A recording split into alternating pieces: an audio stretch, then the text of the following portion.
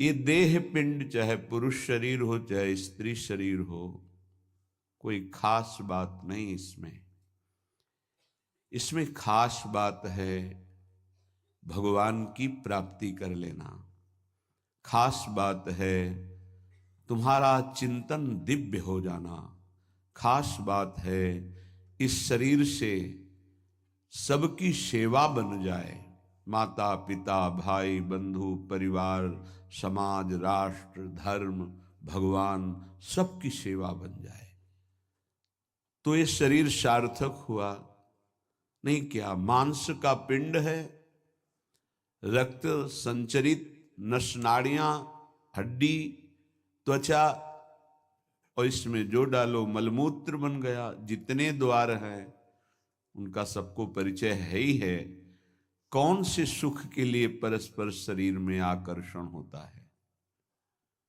सच्चिदानंद सुख की लालसा वाला शारीरिक सुख के भोग में यदि अनेक जीवन व्यतीत करने के बाद ये भी जीवन व्यतीत कर दिया तो हाथ क्या लगेगा? इतना जीवन व्यतीत कर दिया, क्या हाथ लगा? बहुत विवेक विचार की जरूरत है। धर्मयुक्त काम भगवान ने अपना स्वरूप बताया है सृष्टि संचालन के लिए। यदि विवाह पाणी ग्रहण संस्कार करके संतानोत्पत्ति के लिए विधान किया गया है तो वो धर्मयुक्त काम है, व्यभिचार वहां भी नहीं, धर्मयुक्त काम। अन्यथा धर्म विरुद्ध यदि काम का सेवन किया जाए तो घोर पापाचरण बनने लगता है और मलिनता पे मलिनता होती चली जाती है। स्त्री रूपा मेध्य पिंडे मुंह रमृत धिया। हमारी बुद्धि इतनी मलिन हो गई है कि मलमूत्र के द्वार को अमृत पान का स्वरूप समझते हैं। कितनी निकृष्ट बुद्धि है। इन शरीरों पे है क्या? ऊपर के द्वार देखो, आंख से कीचड़ निकले, नाक से कितनी खखार के थूको, वमन करके देखो। नीचे के द्वार तो दुर्गंध युक्त मलमूत्र के ही हैं। किन भोगों में तुम अमृत पान करना चाहते हो?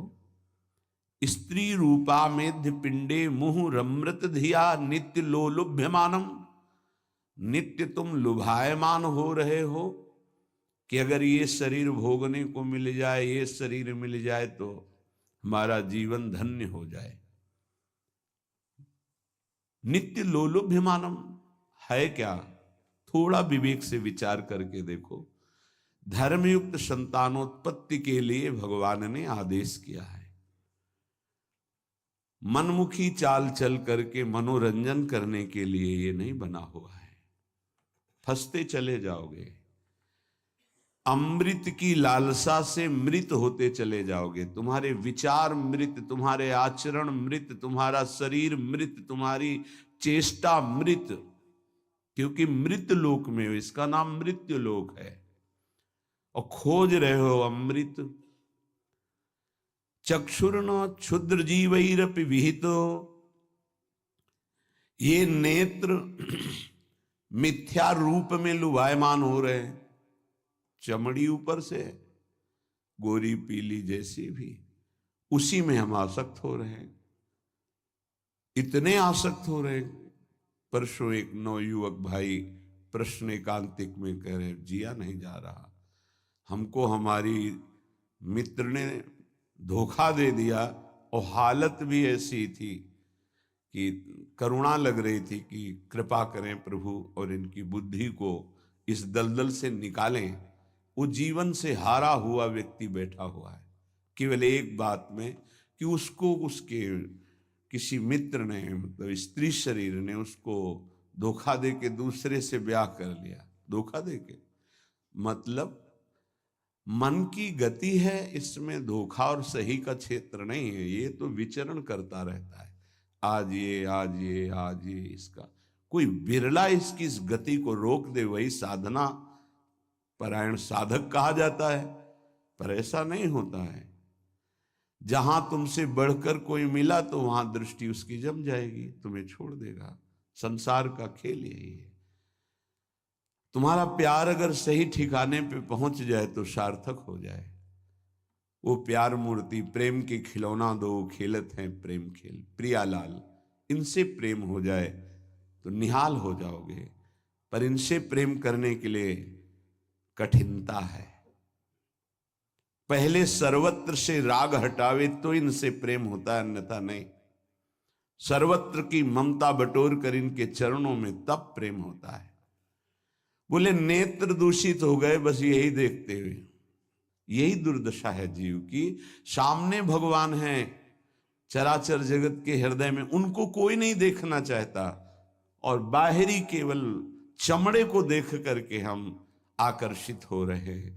ये चमड़ी ज्यादा दिन नहीं टिकेगी, जिसकी तुम देख रहे हो उसकी और तुम्हारी भी, ये नष्ट होने वाली है। इन्हीं को शासन में साधक रखता है। नेत्रेंद्री हम जहां चाहें वहीं जाएगी, अन्यथा नहीं जाएगी। अभ्यास कीजिए नाम जप के द्वारा। ऐसे थोड़ी कि बात कर रहे हो किसी संत से भगवत चर्चा और तुम्हारी दृष्टि जा रही बार बार, और इतनी हिम्मत तुम्हारी कि भगवत भाव के वातावरण में तुम्हारी अशुद्ध वृत्ति उधर देखने की कोशिश कर रही। क्या देख रहे हो? चुप हो, एकदम शांत। चक्षुर्न क्षुद्र जीवैरपि विहित मृषा मानना अत्यंत मग्नाहा। ये क्षुद्र जीव समझ नहीं पा रहे कि नेत्र किसके लिए मिले। ये नेत्र मिले भगवत साक्षात्कार के लिए।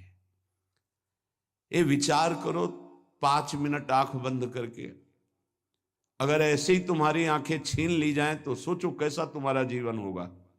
जिन आंखों से तुम गंदी बातें कर रहे हो, गंदी बातें देख रहे हो, यही आंखें भगवान छीन लेते तुम्हारी, तो क्या तुम्हारा जीवन होता। आज तुम्हें भगवान ने आंख दी है, तुम इससे धर्म का दर्शन करो, सब में भगवत दर्शन करो, श्री विग्रह के दर्शन करो, संत दर्शन करो, नेत्र पावन करो। नेत्रों को दूषित कर लिया और मिथ्या देह सम्मान को तुमने सुख मान लिया। 4 लोग नमस्कार किए तो तुम अपने को श्रेष्ठ समझ लिए। किंचन मात्र भी कोई श्रेष्ठ नहीं है। ये पंचभूत शरीर सबके उसी सामग्री से बने हुए हैं। अंदर जो जीव अंश है भगवान का बिल्कुल बराबर है। अब जो सम्मान और अपमान होता है गुण और अवगुण का होता है, और गुण और अवगुण दोनों मायाकृत है। सुनो तात मायाकृत गुण और दोष अनेक, ये दोनों मायाकृत है। तो तुम किसका सम्मान? माया का। किसका अपमान? माया का। तुम तो मान और अपमान दोनों से परे हो। अगर कोई तुम्हें प्रणाम कर रहा है तो तुमको उसकी श्रद्धा को प्रणाम करना है। तुम खास थोड़ी हो गए कि वो तुम्हें साष्टांग प्रणाम कर रहा है तो तुम महान हो गए। महान वो है जो साष्टांग प्रणाम कर रहा है, उसकी श्रद्धा प्रबल है। नहीं कि वो कोई अंतर नहीं। जो इस देह में पंचभूत वही उस देह में पंचभूत, जो इसमें परमात्मा का अंश वो उसमें परमात्मा का अंश, उसकी श्रद्धा बड़ी है इसलिए वो आपकी तरफ प्रणाम कर रहा है। बोले बहुत बुरा हो गया। मिथ्या मृषा मानना अत्यंत मग्नाह।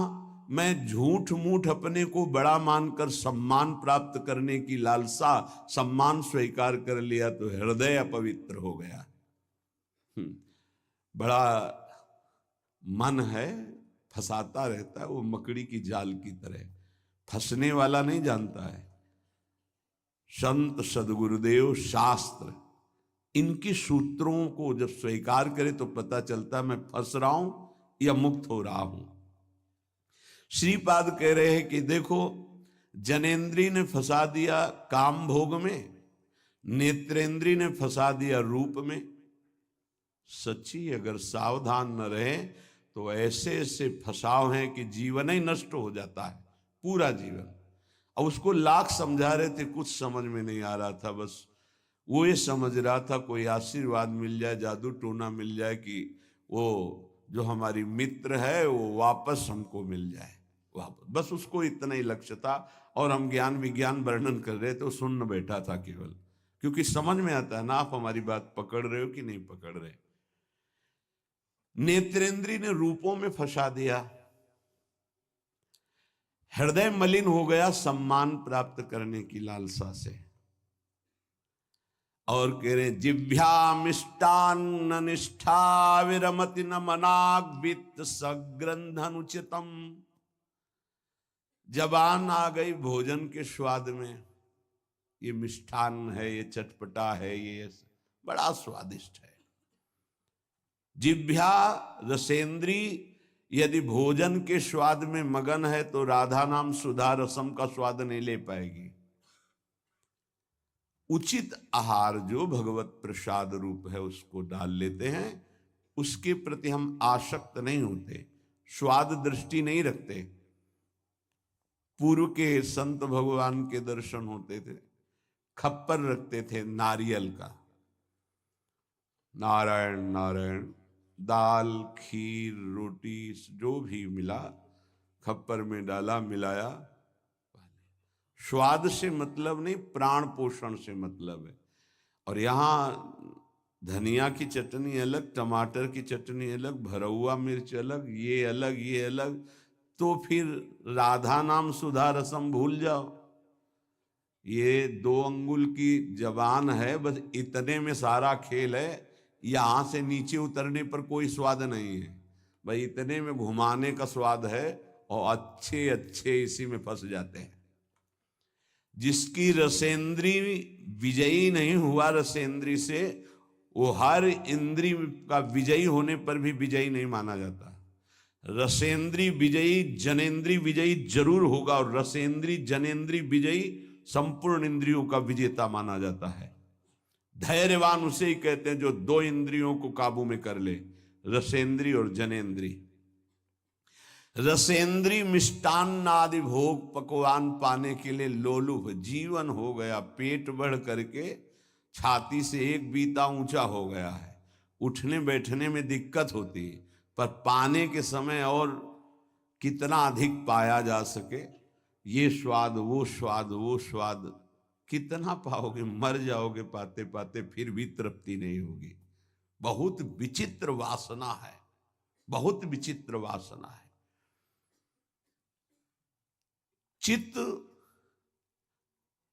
वित्त सग्रंथ अनुचितम, ये विचार ही छोड़ दिया कि उचित क्या है अनुचित क्या है, बस धन मिलना चाहिए, जैसे धन मिले।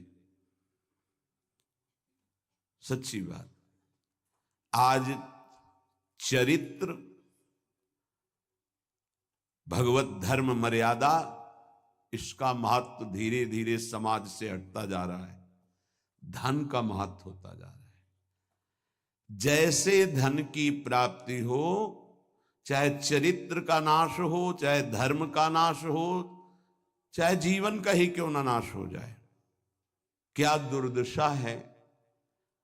बोले मनाग वित्त सग्र अनुचितम, अनुचित रूप से धन कभी सुखी नहीं हो सकता जो अनुचित रूप से धन प्राप्त करता है। हा वृंदारण्य कान्या भवति मम गतिश्चेदहम त्वत्स्थितोपि, मेरी क्या गति होगी जब मेरी इंद्रियां और मेरा मन ऐसा है। मैं आपका आश्रय लेता हूं, आपका वास स्वीकार करता हूं, मैं समझ गया कि मेरे से अब कुछ नहीं होने वाला, मेरी अनन्य गति आप हो। हे वृंदावन, आप मेरा सुधार कर दो, अब मैं कहीं किसी की ओर नहीं देख सकता, सिर्फ आपका आश्रय लिए हूं। भाव ये है कि हम सब तरह से हीन हैं, हर इंद्रियां हम पर विजय प्राप्त किए हुए हैं। उल्टा इंद्रियों पर हमें विजय प्राप्त करना चाहिए, इंद्रियां हम पर विजयी हो गई हैं, अब हम कैसे मुक्त हों।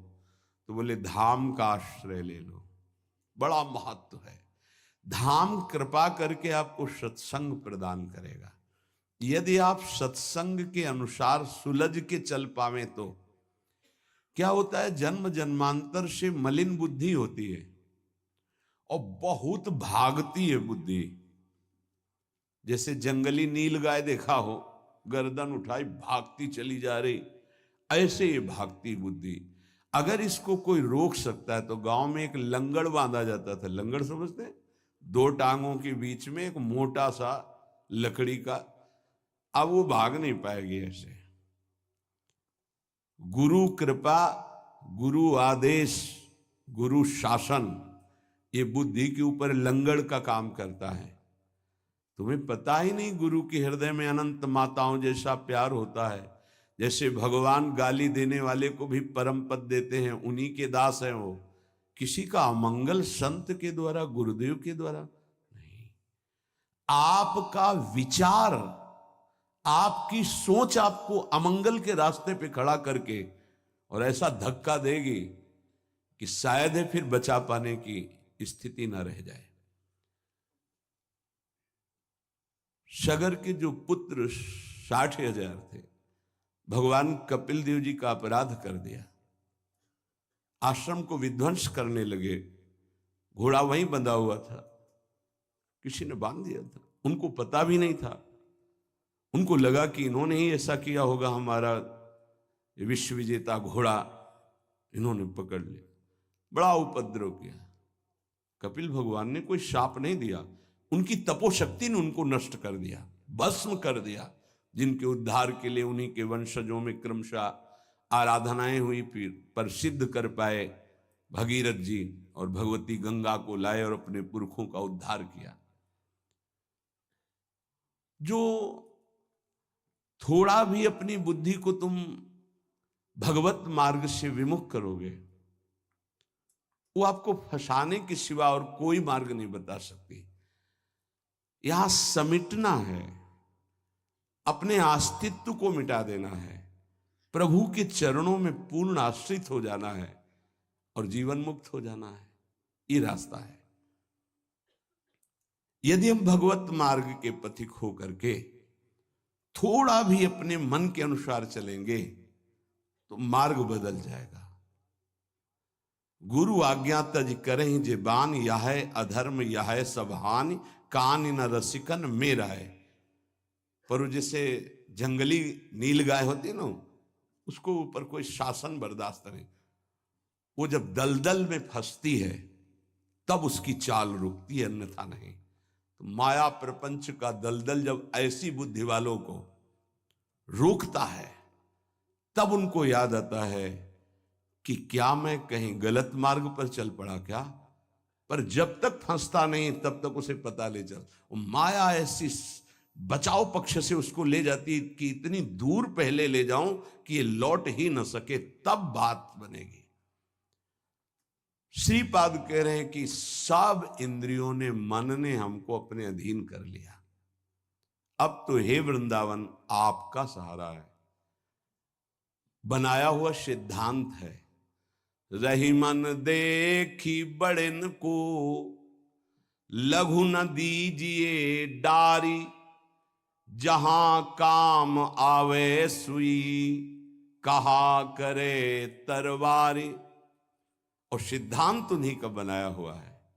अगर गुरु चरणों में लघुता आ गई तो विश्व ब्रह्मांड में महत्ता स्पर्श ही नहीं कर सकती तुम्हारा। ये हमारी बुद्धि, ये हमारा मन ऐसा सोचता है कि शॉर्टकट से चले धनी बन जाए, शॉर्टकट से चले परम पद मिल जाए, शॉर्टकट से चले बहुत उत्तम सम्माननीय बन जाए। है बहुत शॉर्टकट है। सर्वस्व त्याग और एकमात्र प्रभु का आश्रय। अभी जो चाहो बन जाओगे, पर सर्वस्व त्याग। आज तक जितने भी महापुरुष हुए हैं सर्वस्व त्याग से। सर्वस्व त्याग का स्वरूप किसी के नामे कर देना सब प्रॉपर्टी नहीं, अपना अस्तित्व मिटा देना। अम्बरीश जी चक्रवर्ती सम्राट हैं पर अपना अस्तित्व नहीं है, तो क्या हुआ? सुदर्शन चक्र उनकी रक्षा में है और भगवान दुर्वासा जी को द्विज कहते हैं और अम्बरीश जी को भक्त कहते हैं। अहम भक्त पराधीनो अस्वतंत्र इव द्विज। तो मैंने वृंदावन का आश्रय लिया, अब वृंदावन संभालेगा। तो वृंदावन किस रूप में संभालता है? संत रसिक सदगुरुदेव के रूप में संभालता है। यदि हम ना उनकी आज्ञा का पालन करें, अवहेलना करें, तो बड़े कृपालु हृदय के होते हैं जो संत हैं। संत सरल चित जगत हित जानि स्वभाव स्नेह। तुम क्या जान पाओगे कि हृदय में तुम्हारे ही प्रति कितना दुलार है। सांप को चाहे जितनी प्रार्थना करो, आरती उतारो, दंडवत प्रणाम कर लो, कह दो सीधे चलो, तो कभी नहीं चलेगा वो। उसकी चाल ही टेढ़ी होती सांप की तरह। ऐसे जो कुटिल बुद्धि के होते हैं, हाथ जोड़ो, पैर छुओ, दुलार करो, गले लगाओ, जीवन दे दो, लेकिन वो सांप की तरह ही कुटिल बुद्धि से चलेंगे। उनका जो विषैला स्वभाव है वो उनकी आध्यात्मिक शक्ति का नाश करता है। उनको लगता है मैं बहुत बड़ा अध्यात्म कर रहा हूं। अध्यात्म कहां से होता है? गुरु आज्ञा से होता है। अध्यात्म कहां से होता है? गुरु मंत्र के निरंतर सुमिरन से होता है। अध्यात्म जिसके अंदर है तो त्रिभुवन का संपूर्ण वैभव उसको मृत तुल्य लगता है। मृत तुल्य, न पारमेष्ठ्यम न महेंद्र दिष्ण्यम। आपको लगेगा भरण पोषण कैसे होगा? तो भगवान, उनके वचन यही भक्त का आश्रय होते हैं।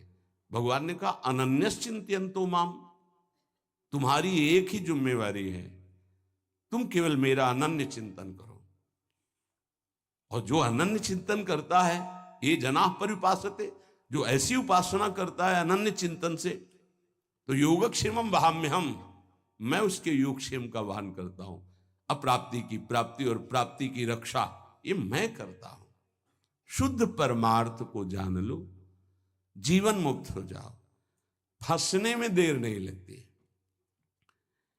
ये मन कभी भी कहीं भी कैसे भी आचरणों में फंसा सकता है।